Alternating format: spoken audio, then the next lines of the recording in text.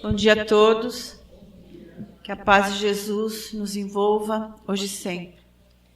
Então, nosso texto de hoje é um texto da Joana de Ângeles e é uma lição do livro Desperte e Seja Feliz. É a lição 18, Autorrealização. Então, ela começa assim: o Evangelho é portador da melhor pedagogia, da melhor técnica para a conquista da autorrealização. Então, quando reencarnamos, qual que é o nosso propósito aqui na Terra? É evoluir, moralmente, intelectualmente. Então, fazemos a nossa programação lá no plano espiritual. E essa autorrealização é o objetivo de todos nós, porque somos seres a caminho da luz. Deus, quando nos criou, colocou em cada um de nós a centelha divina. Então, nós carregamos em potência a perfeição. Então, temos todas as virtudes em potência. Mas não somos ainda perfeitos. É através das reencarnações que nós vamos desenvolvendo essas virtudes. E a autorrealização é a meta de todos nós. Porque nós somos ainda muito imperfeitos para atingir essa autorrealização. Por isso que o Evangelho de Jesus ele é necessário para essa compreensão, porque ele é o roteiro de luz para atingirmos essa autoiluminação, essa autorrealização. Então, quando ela nos fala aqui, ama e assevera Jesus, não há como sofismar tal proposta. Nenhuma escusa é possível para negá-la. E aí ele fala o seguinte, a Joana de Ângeles, em momento nenhum Jesus pediu para que sejamos amados. Por quê? Nós sempre procuramos ser amados. Só que a primeira proposta é amar. Então, amar, quando nós amamos, nós já estamos realizando esse auto-amor. Porque ninguém ama ninguém se não ama a si mesmo. Por isso que Jesus falou, ama o teu próximo como a ti mesmo. Então, amar a si mesmo é muito importante para amar o próximo. Então, se nós ficamos nessa busca de ser amado, é muito comum, nós temos ali, às vezes, uma mãe que educa a sua filha ou o seu filho e fala assim, olha, meu filho, quando você crescer, você vai encontrar alguém que te faça feliz. E aí, esse ser vai crescendo, encontra alguém que não o faz feliz, e aí vem a frustração.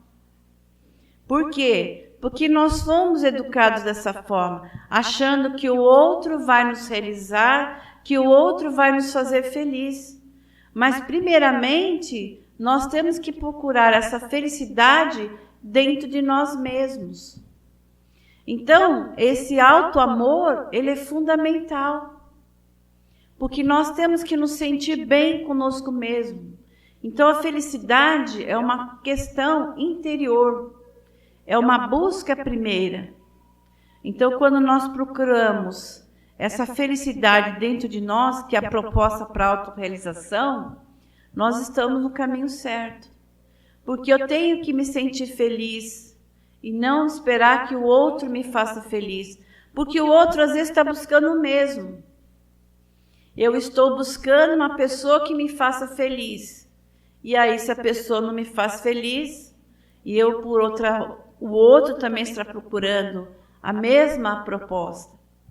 Então, primeiramente, nós temos que buscar o reino de Deus, como ensinou Jesus, porque ele falou o seguinte, o reino de Deus está dentro de vós. Então, essa é a primeira proposta. E aí, quando ela fala de perdoar, é muito interessante, porque ela fala, perdoa, propõe a palavra de forma irretocável. Não há como fugir do perdão. Porque o perdão, ele vem lá do latim, que é uma questão de doação. E a Joana de Ângeles, ela trabalha muito bem naquela série psicológica dela, quando ela fala da necessidade do perdão. Porque muitas doenças psicossomáticas, elas estão ligadas à falta do perdão. O perdão, não só do perdão para com o próximo, mas também do auto-perdão. Porque perdoar é uma questão muito difícil. Hoje a neurociência, ela traz a questão do coração, que tem mais de 40 mil neurônios. Então, nós temos mais conexão entre o coração e cérebro do que o cérebro com o coração. Então, a questão da emoção, ela está muito ligada com o coração. Por quê? Porque ela o coração somatiza sentimentos.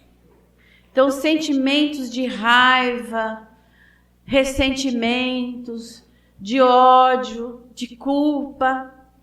Então, quando não são trabalhados, vai somatizar em formas de doença no nosso corpo. Então, perdoar é algo muito importante, inclusive para preservar a nossa saúde. Então, quantas pessoas aí guardam por longos e longos anos um ódio pelo outro? E o ódio pior que tem é aquele que está ligado ao sentimento. Porque uma pessoa desconhecida, quando nos faz algo, com o tempo a gente vai esquecendo. Mas o ódio por alguém que nós queremos bem e nos faz algo que nos magoa, porque aí é o amor adoecido. Esse amor adoecido nos faz muito mal. Então imagine só, isso acontece muito nos relacionamentos. Porque eu entrego o meu coração a uma pessoa e essa pessoa me decepciona ou me abandona. Às vezes esse amor adoecido está ligado a um filho, por exemplo, a um pai. Porque imagine só, a criança, ela deposita no pai e na mãe um amor muito grande, uma confiança muito grande. Porque o pai e a mãe, para a criança, é como se fossem deuses. Só que nós não somos perfeitos. E às vezes nós nos decepcionamos com o pai, com a mãe, porque não é aquilo que nós esperávamos. Aquela confiança, ela vai sendo quebrada. E às vezes nós vamos guardando ao longo da vida ressentimentos. E o ressentimento é o amor adoecido. O ódio é o amor adoecido. Então, aquela pessoa que nós amávamos. Isso acontece muito quando somos jovens, né?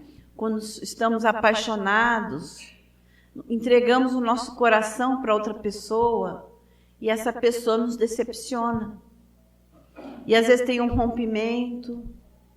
E o primeiro a ser afetado é o nosso coração. Hoje tem até a teoria da neurociência do coração partido. Porque o coração sente dor mesmo. Tanto é que se a gente toma ali um Tilenol, a dor passa momentaneamente. Mas é justamente esse sentimento que vai somatizar nessa parte cardíaca essa dor do amor adoecido, que é o ódio, o ressentimento, a mágoa. E como somatiza tudo o nosso perispírito, que o perispírito ele é o nosso corpo espiritual. O perispírito é o organizador biológico do nosso corpo físico. Então, muitas pessoas reencarnam ali, às vezes com um problema na parte cardíaca, porque lá em outra vida ela somatizou no perispírito porque não perdoou, porque não trabalhou o amor, o perdão, porque o perdão é a libertação. Porque o Sócrates falava assim: melhor sofrer uma injustiça do que ser a causa da injustiça. Olha só, porque o problema do mal é de quem faz o mal. Então, quando nós sofremos o mal, nós temos que trabalhar o perdão dentro de nós. Porque a dívida é de quem causou o mal. Agora, nós muitas vezes, na maioria das vezes, porque somos imperfeitos, nós queremos carregar o fardo junto. A pessoa nos fez mal e nós carregamos o fardo também. Esse fardo que é um peso, que às vezes carregamos para outra vida e que adoecemos, porque a doença psicossomática é a ação da mente sobre o organismo. Sou o meu corpo em grego. Psique é a alma. Então, é a ação da mente sobre o organismo. E hoje eu digo, né, a ação do coração também sobre o organismo. Esse excesso de sentimento negativo. E o ódio por nós mesmos, que é a culpa. Por que eu fiz isso? Eu não consigo esquecer o que eu fiz contra mim mesmo. Ai, se eu pudesse voltar atrás. Só que o tempo não volta para trás. O tempo caminha em frente. Então, nós temos que entender que a terra não abriga anjos. Nós somos almas imperfeitas. Todos nós erramos, sem exceção. Exceto algumas almas iluminadas que encarnam na terra para ajudar a humanidade. Mas somos todos imperfeitos. Então, o auto-perdão, ele é terapêutico e libertador. Joana de Ângeles fala muito isso. Porque eu tenho que me perdoar para tirar de dentro de mim esse sentimento de culpa. Porque essa pessoa desencarna e ela continua com a culpa, com remorso, e fica lá no plano espiritual com a culpa, com remorso, e ela reencarna, vai formar um novo corpo, e ela somatiza isso no perispírito, que vai ali trazer em forma de uma depressão. Por que tem depressão em crianças? Inclusive, ela fala isso. A criança, ao reencarnar, ela traz a culpa de outra vida, e como o espírito dela tem uma baixa energia por essa concentração de culpa que ela nutriu, ao reencarnar, ela traz ali uma depressão. Por isso que a gente vê criança com depressão. Mas como criança com depressão? Como é isso? A criança às vezes tem de tudo, uma família maravilhosa, que cobre de amor e carinho, e tem depressão. Que muitas vezes ela fala que essa depressão infantil está ligada a outra vida, que ela não se perdoou. Então, olha como é importante esse processo terapêutico do auto-perdão. Não só do perdão para com o próximo, mas do auto-perdão. Então, essa compreensão que somos imperfeitos e que se erramos, isso serve para reflexão, para que no futuro eu não venha mais a cometer os mesmos erros. Só que nós vamos cometer. Como? Porque não somos perfeitos. Então temos que trabalhar sempre essa renovação interior dentro de nós. Para que esse sentimento do ódio pelo outro, do ressentimento. O que é o ressentimento? Eu vou dar um exemplo. Uma mãe, às vezes, ela ama o seu filho, mas é aquele filho muito difícil. Ela ama o filho. Só que aquele filho que ela tem muita dificuldade de lidar com ele. Qualquer coisa ele explode. Fala coisas que não devia. Na hora ela fica magoada. E ela guarda hoje, guarda amanhã. É tal do engolir sapo, já ouviu falar? E ela vai guardando, guardando, guardando. Então, a mágoa é uma má água dentro de nós. Então, a nossa mente, ela é poderosa para instalar saúde e doença no nosso corpo físico. Emmanuel nos fala isso. Tem um livro do Emmanuel chamado Pensamento e Vida. Esse livro é maravilhoso. E ele fala muito das nossas emissões de energia mental que promovem saúde ou doença no nosso corpo. Quando ele fala dessa nossa mente em desequilíbrio, provocando doenças no nosso corpo, pelo nosso estado emocional, de culpa, de ódio, de emitir vibrações negativas para o próximo. Então nós vamos adoecendo por conta dessa carga emocional negativa que dia após dia nós vamos lançando no nosso corpo físico. Então, voltando à mãe. Então, a mãe, ela vai ressentindo. Veja bem, ela não odeia o filho, ela ama o filho, é seu filho. Só que dia após dia, ela vai sofrendo com essas atitudes.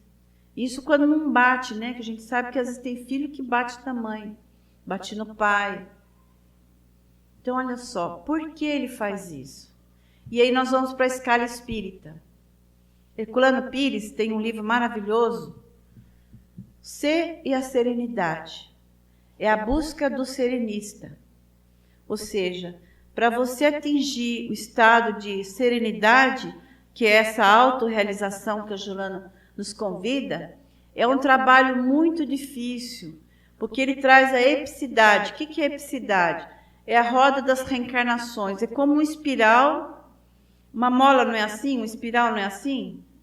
Ele vai chegando no topo, ele vai diminuindo, certo? Então, aqui, ela é assim, ó. O que acontece aqui? Nós ficamos muito tempo nessa roda das reencarnações. Veja que aqui ela é mais larga. Então, reencarnamos muitas e muitas vezes num estado de ignorância muito grande. E essa subida, ela é muito lenta. Isso é a escala espírita, ela é muito lenta. Depois ela vai subindo aos pouquinhos. Aí vai subindo, subindo, subindo. Quando ela vai chegando no topo, a gente vai percebendo que a roda das reencarnações, elas vão diminuindo. Porque ela faz isso.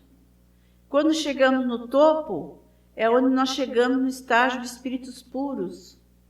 Por isso que Jesus falava, bem-aventurados os puros de coração, porque eles verão a Deus. Então, esse estágio de pureza é o estágio de autorrealização. Então, quando nós percebemos que nós estamos em níveis conscienciais diferentes do outro, nós vamos compreendendo as dificuldades do próximo. Isso é muito importante. Então, eu vou entendendo por que meu filho age desse jeito. Então, às vezes, ela tem 2 filhos, né? Então, às vezes, um filho é maravilhoso e aquele outro filho só dá problema.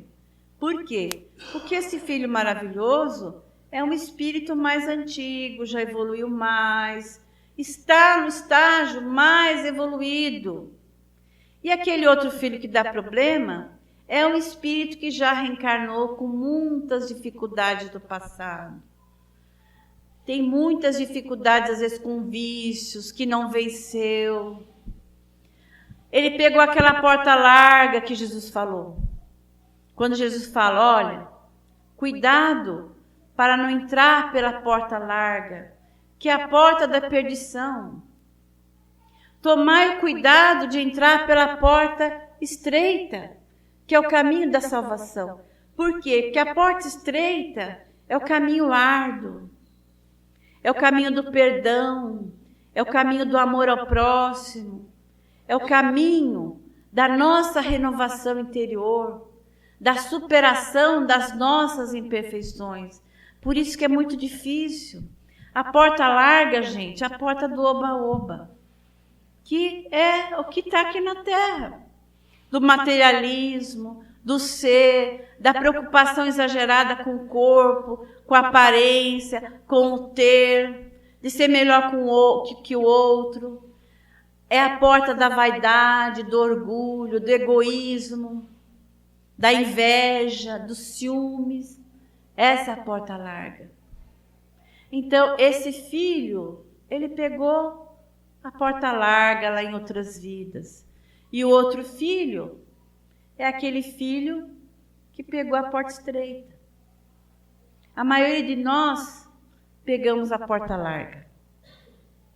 E o convite de Jesus é para entrarmos na porta estreita, porque nunca é tarde. E aí a Joana, ela vai nos ensinar a importância de servir. Porque ela fala, serve, determina enfático o verbo. Impossível manter-se alguém em paz de consciência longe do serviço iluminativo, de preservação e desenvolvimento do bem. A ociosidade é ferrugem nas engrenagens da vida. O que é o trabalho? Toda ocupação útil é trabalho, está lá no Livro dos Espíritos. O trabalho é essencial para o nosso crescimento moral. Então, é o trabalho de desenvolver as virtudes, é o trabalho do auto-perdão, de perdoar o outro. A palavra servir vem lá do latim, que é o servo, é o escravo. Com Jesus, ela ganha um novo sentido. Porque Jesus, quando ele está naquela cena, que ele vai lavar os pés dos apóstolos, ele vai ensinar a eles o quê? Eu vim para servir. Façam como eu. Pedro diz, não, Senhor, o que é isso? Eu vou lavar os seus pés? O Senhor vai lavar os meus pés? Desculpa, ao contrário. Imagina, Pedro, se você não aceitar que eu lave os seus pés, você não tem participação comigo. Porque eu vim mostrar a vocês que é necessário servir. Então, quando nós estamos aqui no mundo, querendo ser servidos, é um problema. É um problema. Porque o principal é essa conscientização que Jesus nos ensinou, que é servir. Isso é o trabalho último. Como é que eu vou servir? A todo momento. No nosso lar, com a nossa família, sendo gentil, exercendo ali a paciência, exercendo a resignação, elogiando, se colocando no lugar do outro, exercendo ali no dia a dia o respeito, saber reconhecer que errou é tão bonito. Quando nós reconhecemos que erramos, já estamos vencendo o orgulho. Porque é muito difícil ser humilde. O orgulhoso não tem coragem de ser humilde. É muito difícil ser humilde. Você reconhecer, olha, desculpe, eu errei. Olha que exercício que nós temos que fazer. E às vezes nós nos melindramos por pequenas coisas, pequenas coisinhas de nada. Melindre é uma coisa que às vezes atrapalha os relacionamentos, seja com o casal, seja no trabalho, na casa espírita. Tem gente que abandona o trabalho porque fica melindrado, não é, gente? Não é, Geraldinho? Alguém me falou, pronto, não vou mais. Muda de casa espírita. Chega lá e encontra um pior. O que será que a pessoa tem que aprender? Não é mesmo? Então, quantas coisas. Então, nós podemos servir. O nosso maior serviço é dentro do lar. É o nosso maior trabalho. Porque ali nós nos reencontramos com afetos e desafetos do passado. Quem são os desafetos? São aquelas almas que lá no passado nós prejudicamos ou nos prejudicaram. E hoje nós estamos tendo a oportunidade de reconciliação. Olha de novo o perdão da Joana. De reconciliar, de exercitar o amor, a paciência e etc, etc. Porque lá atrás nós não perdoamos, Jesus nos ensina no Evangelho. Reconcilia-te, sem demora, com o teu adversário, enquanto estás a caminho com ele, para que ele não te entregue ao juiz e esse oficial de justiça e te encarcere na prisão. De lá não sairás sem que pagues o último ceitil. O que é a prisão, gente? É a reencarnação. Porque a lei divina sempre nos encaminha para o amor, para o perdão. Não tem jeito, ninguém foge às leis divinas. São leis universais. Então reencarnamos juntos para aprender a amar, reconciliar, perdoar. Porque amar aquele que é bom é muito fácil. Porque se reencarnamos com os afetos, é muito fácil conviver com aquelas pessoas que tornam a nossa vida muito mais prazerosa. Mas o mérito está em conviver com aquela pessoa que torna a nossa vida mais difícil. Senhor, o que será que eu fiz lá no passado? Está no Evangelho. Um dos dois errou. Não importa quem errou.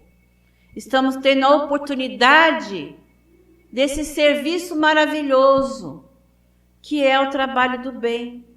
Então, nós podemos servir primeiramente no nosso lar, no nosso trabalho, na sociedade. Como cidadão do mundo, é muito importante o trabalho no bem. Servir até em pensamento. Daqui a pouco a Ana Maria vai fazer as vibrações. Servir em pensamento, o que é isso? Abrir o nosso coração e desejar o melhor pela paz do mundo, pelas pessoas que estão doentes e principalmente orar pelos nossos inimigos. Jesus nos ensinou: orai pelos vossos inimigos, orai por aqueles que vos perseguem e caluniam. Será que a gente faz isso? Olha o mérito. Quando entendermos que essa autorrealização, ela está muito ligada com o perdão, com a doação de amor. Perdoar é doar o melhor. Quando ele fala assim: se alguém te bater numa face, entrega a outra face. Que outra face é essa? Do perdão, da reconciliação, da benevolência. Então nós temos que ter o Evangelho de Jesus como esse roteiro libertador.